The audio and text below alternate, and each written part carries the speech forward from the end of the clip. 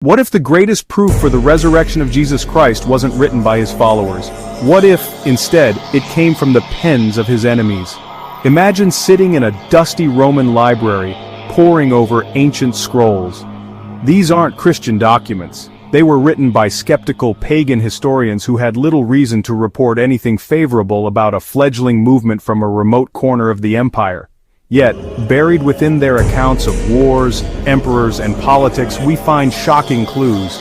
These clues don't just mention Jesus, they inadvertently corroborate the very story the Gospels tell. A story that culminates in an empty tomb and a worldwide movement that could not be stopped. Let's be clear. These Roman historians were not believers. They were men like Tacitus, a renowned Roman senator and historian who viewed Christians with disdain.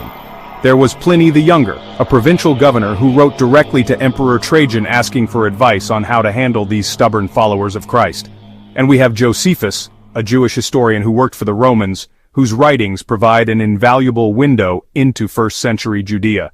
These were not friends of the faith, they were outsiders, chroniclers of their time, who saw the rise of Christianity as a strange and often troublesome phenomenon. Their job was to document facts, not to spread a gospel. And that is precisely what makes their testimony so powerful and so compelling. Think of it like a modern-day court case.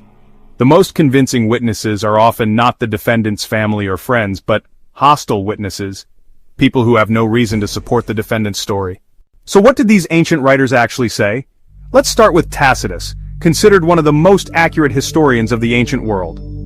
In his Annals, written around the year 116, he describes Emperor Nero's persecution of Christians after the Great Fire of Rome. Christus, from whom the name had its origin, suffered the extreme penalty during the reign of Tiberius at the hands of one of our procurators, Pontius Pilatus.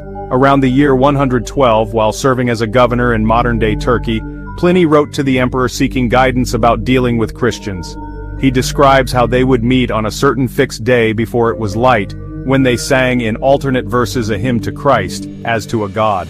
Then there is Flavius Josephus. In his Antiquities of the Jews, written around the year 93, he mentions Jesus twice.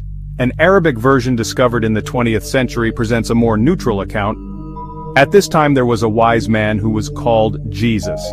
They reported that he had appeared to them 3 days after his crucifixion, and that he was alive.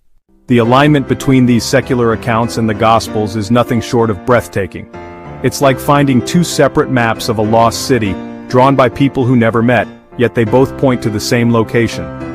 The Gospels of Matthew, Mark, Luke, and John are the primary detailed maps. The writings of Tacitus, Pliny, and Josephus are the secondary, simpler maps drawn by outsiders. When you lay them on top of each other, the major landmarks match up perfectly. This convergence of evidence provides powerful corroboration for the New Testament narrative. Consider the details. Tacitus confirms that Jesus was executed under Pontius Pilate during the reign of Tiberius. This lines up exactly with the Gospel accounts. Josephus, even in his most neutral, scholarly accepted form, provides perhaps the most explosive confirmation. He reports that the disciples claimed Jesus had appeared to them 3 days after his crucifixion and that he was alive. This is the central proclamation of the Christian faith. Given this compelling convergence of evidence, a critical question arises: why isn't this information front and center in every history classroom? The answer is complex, but it often boils down to a fundamental bias. Not necessarily malicious, but philosophical. Modern academia operates largely on methodological naturalism, the idea that we can only consider natural causes and effects, excluding the supernatural from historical explanations. For a historian committed to naturalism, the resurrection is by definition impossible. It violates the known laws of nature. Dead people stay dead. Furthermore, there is professional risk for academics who take this evidence too seriously. To suggest that a miracle might be a plausible historical event is to risk being labeled as unscholarly or biased. An open-minded investigator must be willing to follow the evidence wherever it leads, even if it leads to an uncomfortable or paradigm-shifting conclusion.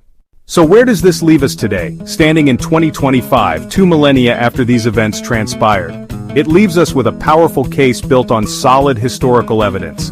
The story of Jesus' resurrection is not a blind leap in the dark. It is a step into the light, guided by clues left behind by skeptical outsiders who had nothing to gain. For the person struggling with doubt, it provides a firm place to stand. It shows that belief in Jesus is not intellectually flimsy. You can have confidence that your faith is rooted in real, verifiable history. In a world filled with skepticism, people are hungry for truth. The historical evidence for the resurrection opens doors for conversation. Ultimately, the clues left by these ancient historians invite us to a personal verdict. The evidence points overwhelmingly in one direction. Something extraordinary happened in Judea in the 1st century. The choice is ours. But the testimony of these unexpected witnesses echoes through the centuries, inviting us to believe that the case for Christ is indeed the case for truth.